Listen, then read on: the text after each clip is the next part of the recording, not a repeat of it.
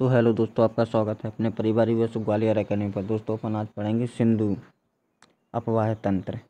आज क्या पढ़ेंगे? सिंधु अपवाह तंत्र से ऑल क्वेश्चन देखेंगे जितने ये एग्जाम की व्यू से इम्पोर्टेंट है। तो अगर वीडियो पसंद आए तो लाइक शेयर एंड सब्सक्राइब करें। स्टार्ट करते हैं। सिंधु अपवाह क्षेत्र। सबसे पहले देख लेते हैं सिंधु नदी तंत्र से जुड़े महत्वपूर्ण तथ्य देख लेते हैं। क्या देख लेते हैं? महत्वपूर्ण तथ्य। तो महत्वपूर्ण तथ्य क्या है? बोलेंगे सन 1960 में भारत और पाकिस्तान के बीच, किसके बीच? सन भी याद रखनी है आपकी, एग्जामिनर पूछ सकता है कि सिंधु जल समझौता कब हुआ या किन किन देशों के मध्य हुआ। ऑल क्वेश्चन देखेंगे।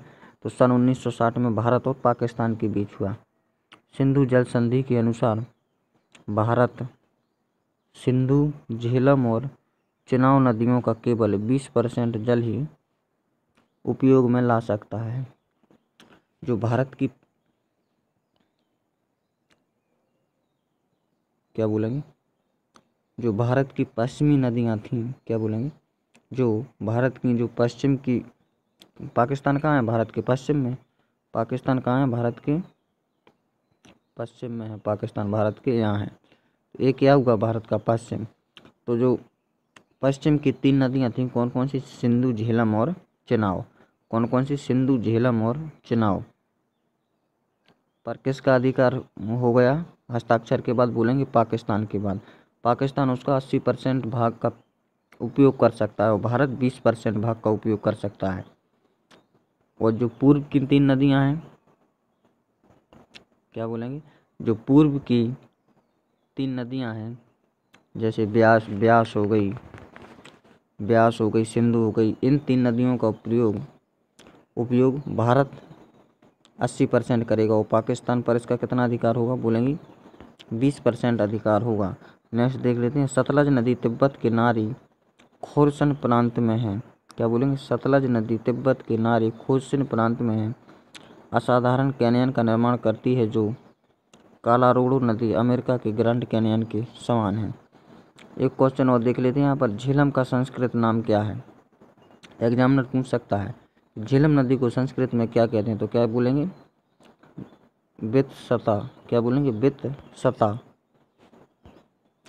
नेक्स्ट देख लेते हैं। सिंधु नदी की लंबाई के बारे में देख लेते हैं।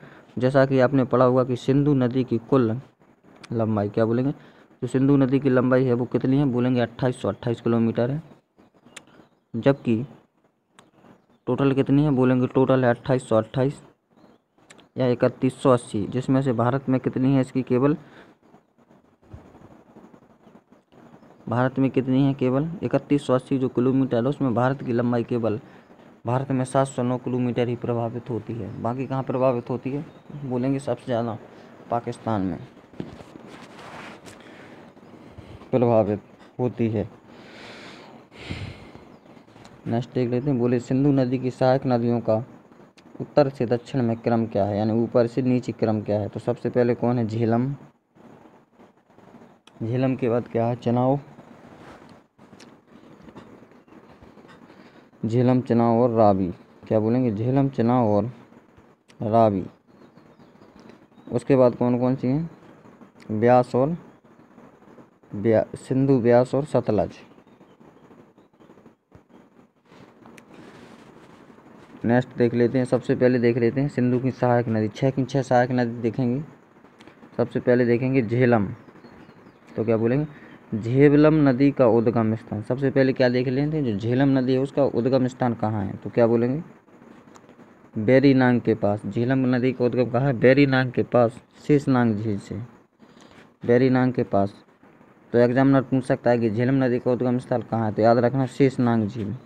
कहाँ से? शेषनाग झील से होता है। यह नदी शेषनाग झील के बाद बूलर झील से होते हुए पाकिस्तान में प्रवेश कर जाती है। पाकिस्तान में प्रवेश कौन सी झील से करती है? तो बोलेंगे बूलर झील से। नेक्स्ट देख लेते हैं। पाकिस्तान में झेलम की सबसे बड़ी सहायक नदी कौन सी है? तो पाकिस्तान में झेलम की सबसे बड़ी सहायक नदी है वो कौन सी है? किशन गंगा या नीलम नदी है, जो झेलम की नदी में मिलती है। पाकिस्तान में बहती हुई झेलम नदी झुंग नामक स्थान पर चिनाब नदी से मिल जाती है। नेक्स्ट देख लेते हैं रावी नदी के बारे में। तो सबसे पहले देखेंगे कि रावी नदी का उद्गम कहाँ से है। तो रावी नदी का जो उद्गम होता है वो हिमाचल प्रदेश के रोहतांग दर्रे से होता है। कहाँ से होता है? रावी नदी का उद्गम हिमाचल प्रदेश के रोहतांग दर्रे से होता है। ठीक है। यह नदी जम्मू कश्मीर से होते हुए पाकिस्तान में जाकर चेनाब नदी में मिल जाती है। रावी नदी की लंबाई के बारे में भी याद रखना। तो रावी नदी की लंबाई कितनी है बोलेंगे। इसमें से 3 फैक्ट याद रखना है। सबसे पहले रावी नदी का उद्गम कहाँ से होता है? तो हिमाचल प्रदेश के रोहतांग दर्रे से। उसके बाद इसकी लंबाई कितनी है? तो बोलेंगे 720 किलोमीटर। नेक्स्ट देख लेते हैं ब्यास नदी। ब्यास नदी का उद्गम कहाँ से होता है? तो रावी और ब्यास नदी दोनों का उद्गम कहाँ से होता है? बोलेंगे हिमाचल प्रदेश से। हिमाचल प्रदेश के कहाँ से? रोहतांग दर्रे से होता है। रोहतांग दर्रे के पास ब्यास कुंड से निकलती है। पंजाब में कपूरथला यानी हरिके नामक बांध के का स्थान पर सतलज नदी में मिल जाती है। ब्यास नदी एकमात्र नदी है जिसका प्रारंभ और स्थापन भारत में ही होता है। क्या बोलेंगे? जो सिंधु नदी की और सहायक नदियां हैं 5 से जो और सहायक नदियां हैं वो क्या होती हैं? पाकिस्तान